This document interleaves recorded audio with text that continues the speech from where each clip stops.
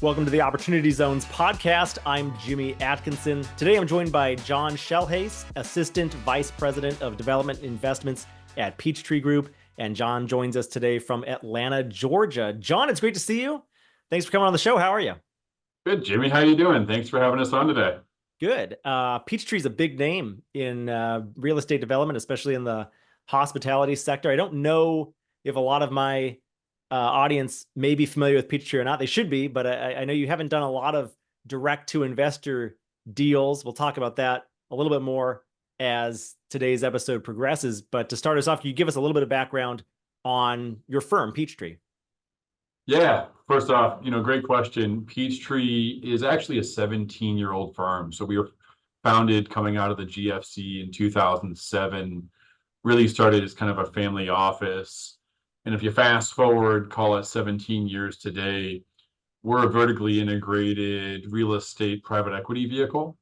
What's interesting about us is really a couple things. If you look at our business lines, we're a lender, we're an acquirer, and we're a builder. So on the lender side, we actually lend across all asset types, inclusive of hospitality.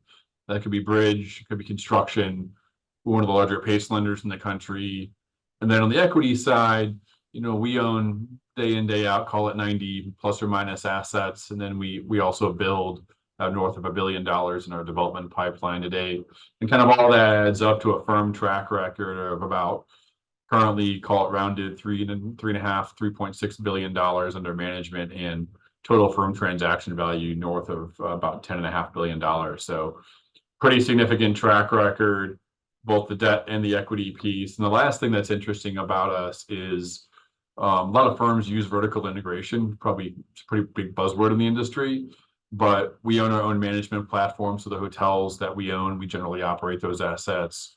We have our construction arm, we have in-house debt and equity capital markets. So you really think about all the services needed to execute upon a transaction or business idea. We're really set up to deliver upon that. Good. So quite a bit of experience, vertically integrated, been around since 2007. So you didn't just set up shop just to do OZ deals in the last few years, although you do have quite a few OZ deals that you have done and are continuing to do in your pipeline. We'll revisit that in a minute. What about you personally, John? Got a little bit of background on you. How'd you get to where you are today in your career? Yeah, so I've been in the hotel space almost 15 years now, call it 14 and change. Really been in the development space now for about 8-9 years. I started actually working in the asset, working on property for a couple of years with some of the big brand names out there you're familiar with, Marriott, IHG, Lowe's, etc. Spent about 8 years at IHG Corporate, leading development asset management for them. So working with the different owners, helping them figure out how to actually develop their asset. And then recently, just about 1.5 years ago, joined Peachtree Group, where today I lead joint venture development, which is us partnering with other developers across the country to help them think about their development and ultimately capitalize their asset, presenting great opportunities for investors in a lot of markets and product types that they normally wouldn't have access to today. Okay, a lot of great experience under your belt as well. A lot of bona fides there that you bring to the table, John. So I'm glad we have you here today to talk about hotel development and what's going on at Peachtree and Opportunity Zones in your OZ platform. To start us off, let's zoom way out and just take a look at the overall real estate landscape for a moment. There's a lot of different types of investment strategies when it comes to real estate. There's core plus, value add. There's ground up development. When we're talking about OZs, though, when we talk about opportunity zones, we're almost always talking about ground up development. You could do a very heavy value add as long as you double the basis in the building. But for the most part, I'd say 90% plus of OZ real estate deals are doing ground up development. Why are you still focused on development at Peachtree? And is development still feasible given today's macroeconomic conditions, rising interest rates, or I should say high interest rates? They might actually be coming down pretty soon here, but why development? Yeah, it's interesting. If you look at development, we'll isolate it just kind of in the hotel space to simplify the conversation. Look, it's hard today, right? For all the reasons you said it and more. But it's actually a really interesting time to be looking at hotel development today for a couple of reasons. One is, if you look kind of at one of the big kind of macro themes, it's always supply and demand. And no shocker, supply for all those reasons you mentioned, right? Interest rates, construction costs, et cetera, is really, call it below 1% today, which is, where the lowest it's been in a really, really, really long time. But the demand story is really interesting for the hospitality industry as a whole, right? If you take a step back and you look at some of the long-term kind of shifts in our economy, COVID clearly moved us to a more experiential based economy where people want to be out in the world, and that's not a short-term trend, right? That's really a long-term macro trend. So, demand is generally forecasted to be north of 2% today. So anytime you can get a 1+% spread between supply and demand, that makes it really interesting to develop. And like a lot of asset types, but particularly in hotels, a new product is generally where people want to stay. It generally commands kind of the higher rates in whatever submarket that product's in. So if you think about hospitality today, we think it's a really great time to develop. It doesn't mean it's easy to develop. The bar is really high to solve for that. But if you can get the right product in the ground in the right submarket, we think you'll be really rewarded a couple of years down the road after opening that asset. And you mentioned demand's less than 1%. Supply is less than 1%. Demand north of 2%. What do you mean by that? 1% and 2% of what? Or are those growth rates? I didn't follow that. Yeah, so just total growth rates, right? So growth, okay. Just kind of year over year. I'll give you an interesting statistic. So if you look at kind of tourism spend on the demand side, right? If you look at global tourism spend across every country in the world, US GDP, global GDP has an annual average growth rate of, let's call it, around 2.5%. There's a group called the World Travel and Tourism Council, international coalition of people, economists, et cetera, that think about kind of where travel demand's going. And going forward by 2033, they think travel and tourism demand will be about 5% annualized growth. So double the historical average. And that's really interesting, right? And kind of speaks to that supply and demand imbalance I talked about, which is another reason why we think development is a really strong use case today and a really great investment opportunity to be exploring in the right market and the right product. It's interesting. A lot of the first several opportunity zone funds that came to market in 2018, 2019 were hotel funds. And then, of course, March of 2020 hit, everything shut down. People stopped traveling. You couldn't travel. Hotels pretty much closed. And then even when things reopened, people were scared to travel. The level of service wasn't what we were used to it having been just even a year prior. Hospitality really suffered as an asset class. How has it rebounded since the pandemic? It has rebounded very nicely since then, I think. But you tell me, can you kind of characterize what's transpired over the last few years here? Yeah, it's interesting. If you look at hospitality, on the macro side today, in almost every market, assets are performing at or even slightly above where they were compared to 2019. So from a revenue perspective, it's really truly back. And we can all see that, right? If you look at kind of the TSA numbers, if you kind of follow that on a national or monthly spread, it feels like every time some news channel reports the TSA line at the airport is longer and longer and longer. And that's just really a symptom of people wanting to travel. And guess who benefits, right? Hotels. We're a direct beneficiary of that change in consumer behavior. And what else do you like about hospitality long-term as an asset class? And how do you compare it to different asset classes that might be understood by investors better? And specifically, I'm referring to residential, multifamily in particular, seems to be like the plain vanilla darling of real estate, especially with regards to this is the Opportunity Zones podcast, and we talk about OZs a lot. It is the largest asset class in OZs. How do you compare and contrast it against multifamily? Yeah, it's actually my favorite question, so I'm glad you asked that. If you look at hospitality, hotels normally trade at a much higher cap rate than multifamily. So hotels generally trade, call it 7 to 8 to 9%, market asset specific.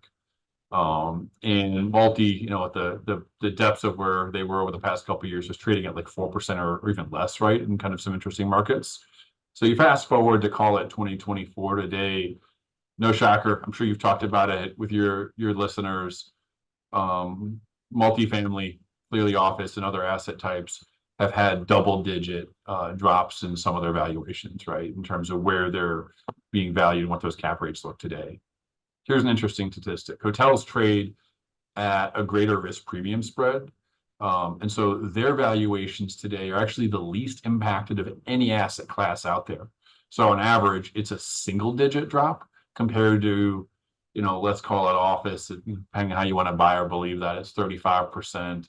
Multifamily, you call it 25%. And that makes hospitality really attractive. So you have really strong in-demand growth stories with a valuation that has been not materially impacted at all whatsoever, and makes the investment case for hotels really interesting for not just us, but also all of our investors as well.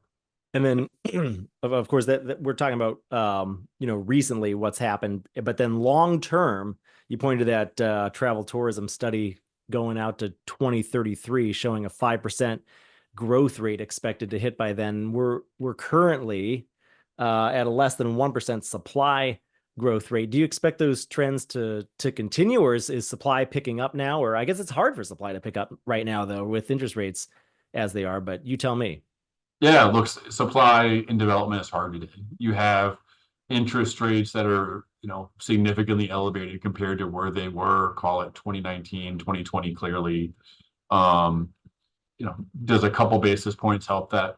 Probably not at the end of the day. You have construction costs that in most markets is up significantly compared to 2019.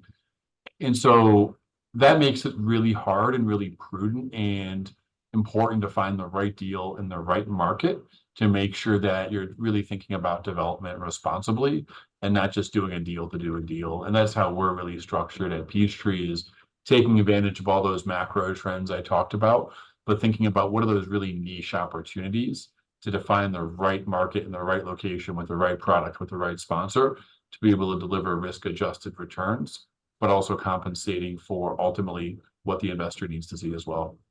Right. So what are some of those markets that you like? I know you've got a deal in San Antonio that we're going to be discussing in some detail, but what other markets in addition to San Antonio do you really like that's in your pipeline that you're developing right now? Yeah, no, so no shocker. We're like a lot of people out there, big believers in the smile state. So for us, we kind of define that as, let's call it Arizona over to the East Coast, Carolinas, up through the Midwest. So we kind of maybe call it a pseudo smile T version. I just made that up, no trademark, I promise. Um, but we're big believers in Texas today. And if you look at kind of macro demographic trends of population movement, obviously business environment, Texas is doing incredibly well. We have active developments or soon to be active developments in Dallas, in Austin, and in San Antonio. So if that kind of tells you anything today, we're highly invested in the long-term growth of Texas, and Okay, particularly so San Antonio, which we'll touch on more in a little bit too. yeah, so the pseudo smile states, but heavily in Texas. So John, this is a deal, this deal in San Antonio that you're working on. It's your first Opportunity Zone deal that you've offered directly to high net worth accredited investors, but it's not your first OZ deal by any stretch of the imagination. Peachtree has had two prior OZ funds that you've raised capital for, multiple deals within each fund.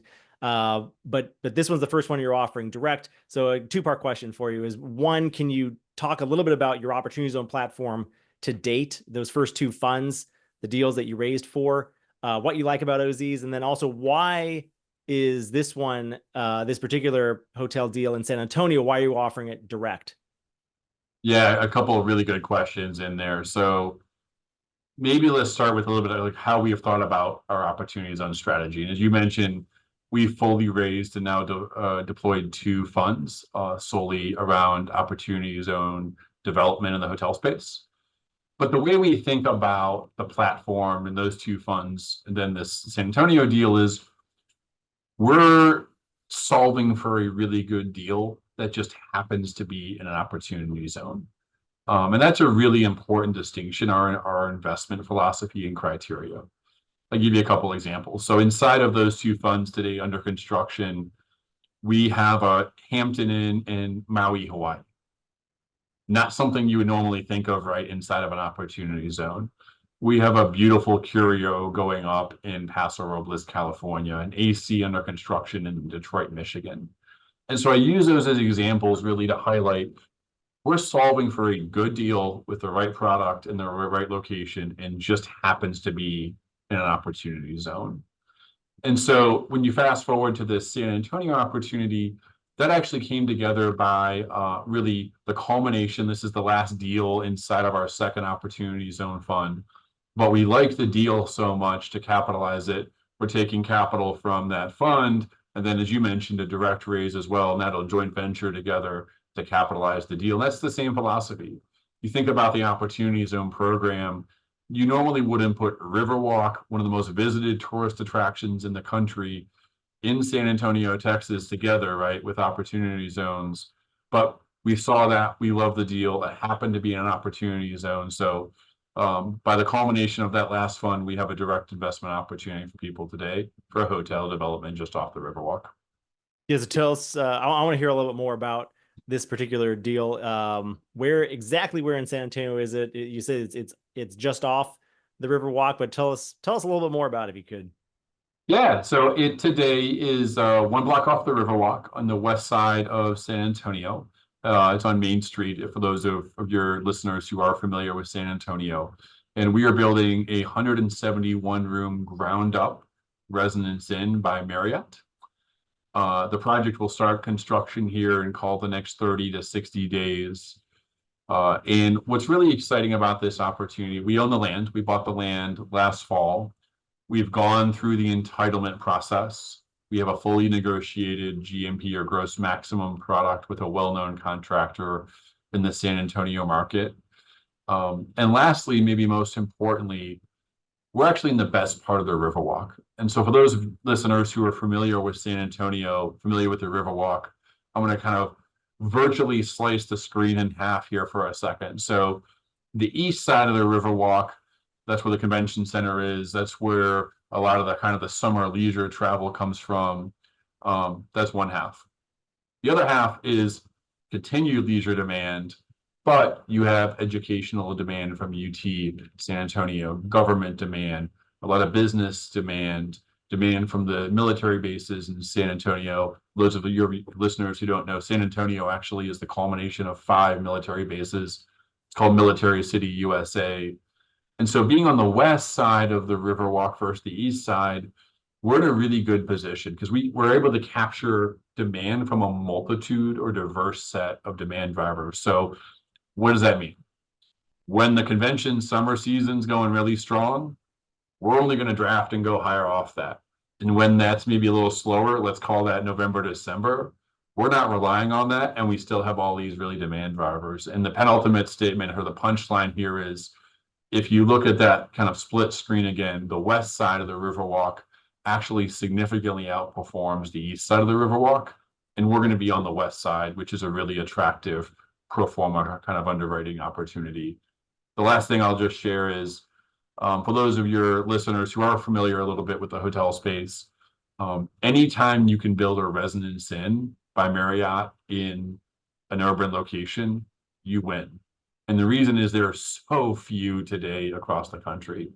So we're able to build one. We're actually building one in an urbanized environment.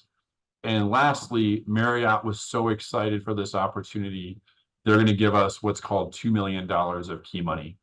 And basically that means they give us cash at opening, which we put back forward into the underwriting for our investors. And the reason they do that fundamentally is they only give this out normally, for big complicated resorts and Ritz-Carltons and crazy deals. But they have a long track record and history with us.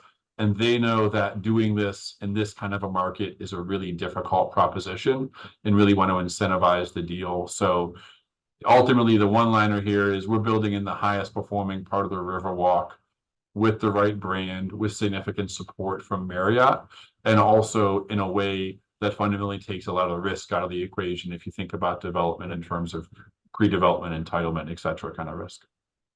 Terrific. And you guys are going to be presenting this deal at our upcoming OZ Pitch Day on November 14th. I'll make sure to send around lots of information about that in the coming weeks, but you can learn more about OZ Pitch Day if you head to ozpitchday.com. We've got quite a few signed up for that already. John, I actually want to just share my screen here and take a look at the map. Since we were talking about San Antonio, this is a map on my website, opportunitydb.com/map.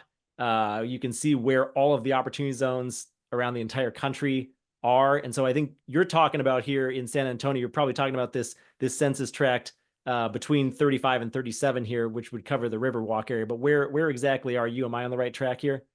Yeah, no, you're super close to it. So if you zoom in a little bit there and follow that middle river, go left a little bit here, Right. keep going a little bit left. See that city of San Antonio, dead middle of the screen Yeah, that I right here. Yep. We are just on the opposite side of that street. So Okay. pretty good location. Yeah, and then here's the my cursor's tracing the river right here, and there's a lot of hotels, bars, restaurants on either side of this river. This is the world famous San Antonio Riverwalk. Great place to visit. I've been down there a couple times visiting down from I'm located in Fort Worth, so it's a great spot to hit up, and very lively, and it's pretty much entirely in an opportunity zone, this entire location here in San Antonio. So yeah, really incredible development opportunity. I can see what you mean right now by that, John. You mentioned earlier that you are vertically integrated. You're a lender, you're acquirer, you're a builder, you're a PACE lender, but you do also JV with the right organizations. You talk about some of the JV development deals that you're currently engaged with and your strategy behind those. Yeah, I mean, I think kind of a simple way to look at it is we're really set up and designed to partner with other developers across the country. And that's an advantage point, not just for us, but giving, investors such as your listeners the opportunity to access great deals. And so we'll go back to that San Antonio opportunity that we have out today. We partnered with a local Texas developer who found this land site that you just showed on your screen in San Antonio, Texas, through just purely relationships, right? Not a brokered opportunity. And then we're really set up then to help capitalize that deal through both equity and debt. We then manage the asset and really set that developer up today to do what they do best, which is fundamentally focus on executing development. And so we do that all across the country. And that's how we're really designed to take advantage of what we talked about earlier with this kind of interesting development opportunity on the macro landscape, but have access and give people opportunities to think about development deals all across the country. And that's how we're able to get most of our development deals through off-market opportunities and provide people really interesting investment options. Terrific. Well, really appreciate all the insights that you've provided so far today, John. We're kind of winding down the interview, running out of time here, but did want to get your big picture thoughts on any trends that you're keeping an eye on within the real estate investment universe, any trends that you think that other real estate investors should be aware of? Yeah, look, I would say today's a really interesting time to be in real estate. Like you mentioned, we're a lender, we're an acquirer, and we're a builder. So we have a really kind of wide viewpoint across the real estate landscape today. And even within that, on the lending side, we play across all asset types, not just hospitality. And I think for us, we really look, one, at development as a big opportunity, but also private credit as a huge opportunity. And we have a long track record within that. And so as people consider options, that's really something that they can think about as well, in addition to development. So I want to talk about private credit for a minute, because it's come up on this show and on our sister show, the Alternative Investment Podcast, a handful of times in the past, but I don't know that I've talked about here too much recently. But what is meant by private credit, and how can investors access private credit? How is it different than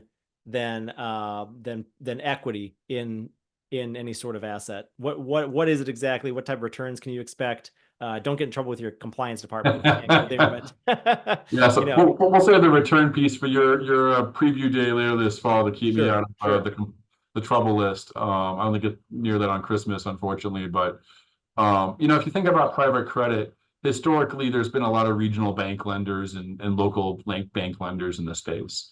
And for a myriad of reasons, those have kind of largely backed away. It's a lot harder to get debt today if you're looking out there as a sponsor. Peachtree's been in the private credit space for 17 years, both originating, executing, and servicing in those investments.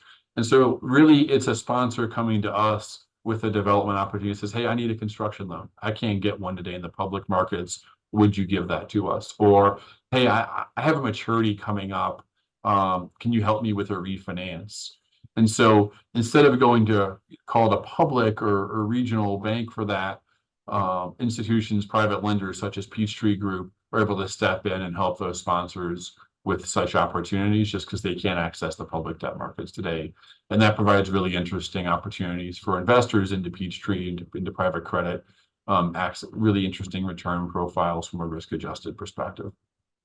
Very good. Well, if I have anyone in my audience, an investor or an advisor perhaps, who has a capital gain, maybe they're interested in learning more about this Peachtree OZ offering or some of your other investments on your platform, maybe they're interested in the private credit now. Where can my audience go to learn more about Peachtree? Yeah, really simple, peachtreegroup.com. It'll give an overview of all of our strategies, our team, our different fund opportunities. And for any of those who reach out or interested in the San Antonio opportunity, our team is listed on there as well. And we'd love to talk to you about it. Perfect. And as always, I will have show notes available for today's episode at opportunitydb.com/podcast. And there I'll have links to all of the resources that John and I discussed on today's show. And please be sure to subscribe to us on YouTube or your favorite podcast listening platform to always get the latest episodes. John, thanks again for joining me today. Really insightful. Really appreciate your time. Thank you. Thanks, Jimmy.